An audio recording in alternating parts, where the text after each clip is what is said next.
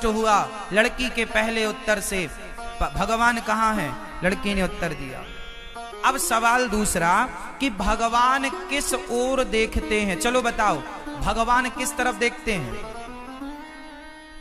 किस तरफ देखते हैं? चारों तरफ। बताओ किस तरफ देखते हैं भगवान? सब तरफ देखते हैं। कैसे? भगवान सब ओर देखते हैं। कैसे? उदाहरण के साथ आपको बातें समझानी होंगी। यदि उदाहरण नहीं दिया गया तो बात सामने वाला ना समझ पाएगा, ना आप समझा पाओगे। इसलिए कोई भी बात करो उदाहरण के साथ, प्रैक्टिकली। भगवान, जैसे लड़की ने कहा महाराज क्या आप मुझे मोमबत्ती दे सकते हैं? हाँ, मोमबत्ती को जलाया गया और राजा से लड़की ने कहा महाराज बताओ ये प्रकाश जो है मोमबत्ती का, दीपक का, बताओ ये प्रकाश किस ओर देख रहा है? राजा ने कहा चारों ओर। लड़की ने कहा महाराज जैसे ये प्रकाश चारों ओर देख रहा है उसी तरह भगवान चारों ओर देखते हैं। चारों ओर देखते हैं। ईश्वर सब तरफ देखते हैं, ऊपर भी नीचे भी, चींटी से लेकर हाथी तक सब पर नजर है कि कौन अभी खाया है, कौन अभी भूखा है, कौन सोया है, कौन जागा है। सब पर नजरें बराबर हैं। भगवान है, सबको मेंटेन करते हैं, सबको देखते हैं, कोई उनकी नजरों से ना बचता। इसलिए गलत काम ना करना, क्योंकि देखने वाले भगवान है। लाख आंख से देख रहा है तुझे देखने वाला, सच की खेती कर ले चतुर नर, समय गुजरता जाता मेरे मालिक की दुकान में। प्रश्न तीसरा, इस समय भगवान क्या कर रहे हैं? इस समय क्या कर रहे होंगे? आप बताओ, इस समय भगवान क्या कर रहे होंगे? राजा का सवाल है ये। इस समय भगवान क्या कर रहे होंगे? क्या कर रहे हैं? मैया, ओ मेरी मां, पंचायत कर रहे होंगे आपकी तरह? नहीं। क्या कर रहे भगवान इस समय? लड़की ने कहा महाराज मैंने आपके प्रश्नों का उत्तर दिया तो मैं हुई आपकी गुरु। हाँ हाँ, गुरु हुई। लड़की ने कहा मैं नीचे खड़ी हूं, आप ऊपर बैठे हैं, गुरु नीचे खड़ा है, शिष्य ऊपर बैठा है, मैं कैसे आपके प्रश्न का उत्तर दूं? पहले मुझे बिठाओ। राजा अपनी सिंहासन से उठा और गुरु है इस भाव से उस लड़की को अपने आसन पर राजा ने बिठाया।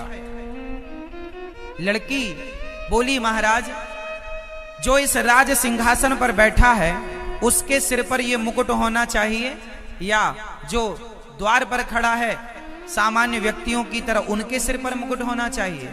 राजा ने कहा जो गद्दी पर बैठता है उसके सिंहासन, उसके सिर पर मुकुट होना चाहिए। लड़की ने कहा तो फिर पहनाओ।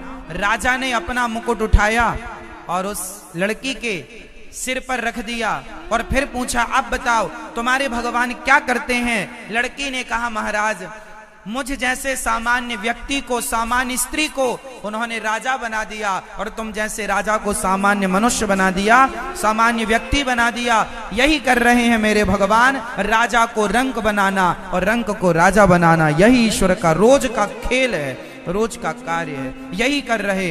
राजा लड़की के चरणों में गिरा। उसने जो मंदिर तोड़ने का निर्णय लिया वापस लिया और स्वयं भक्त होकर सदा भगवान के आश्रित रहने लग गया।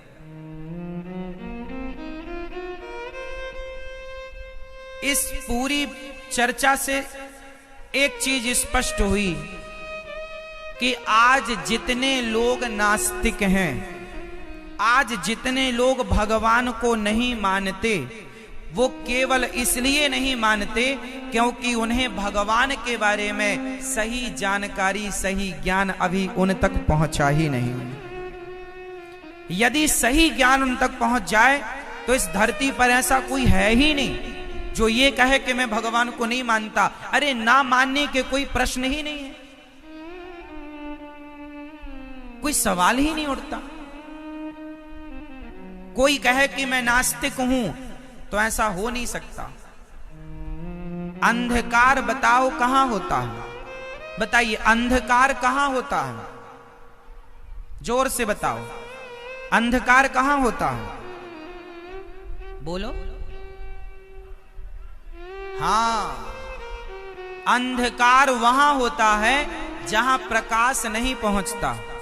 जहां प्रकाश नहीं है वहां अपने आप अंधकार है।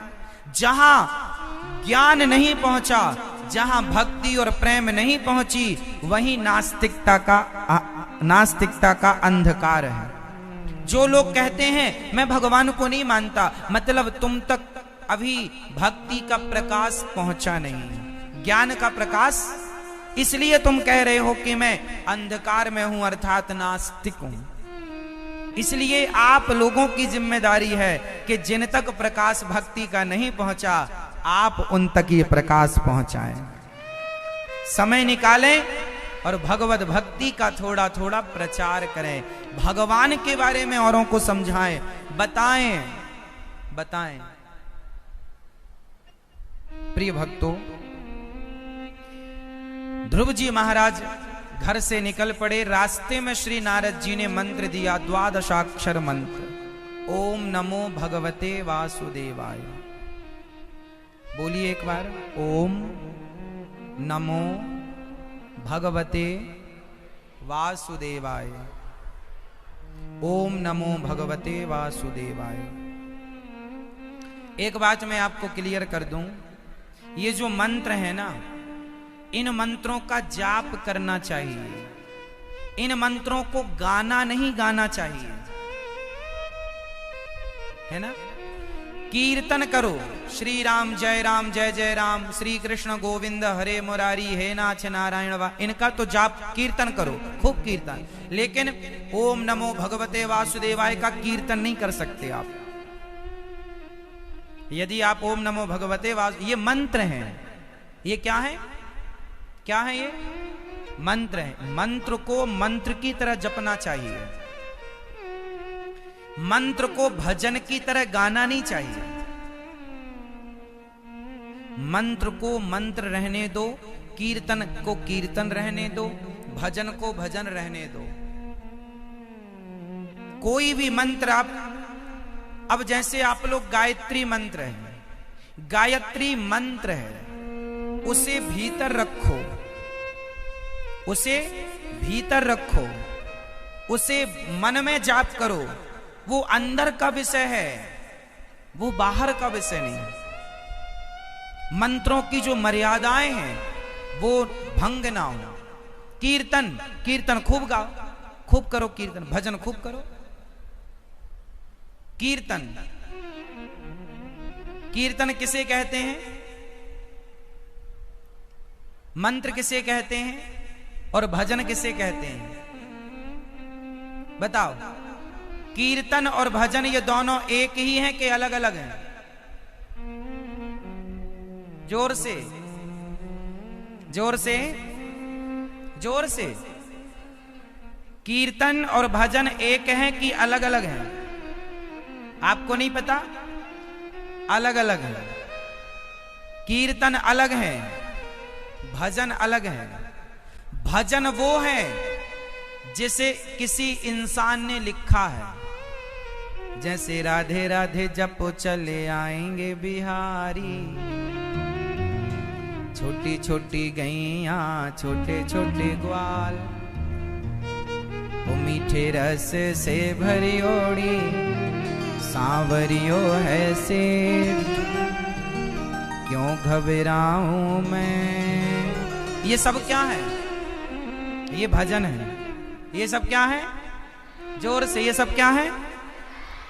जिसे इंसान ने लिखा है वो भजन है, अपने भाव व्यक्त किए हैं वो भजन है। और कीर्तन क्या है?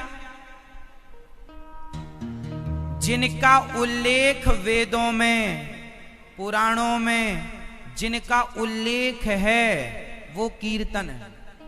अब जैसे, अब कीर्तन क्या है वो सुनो।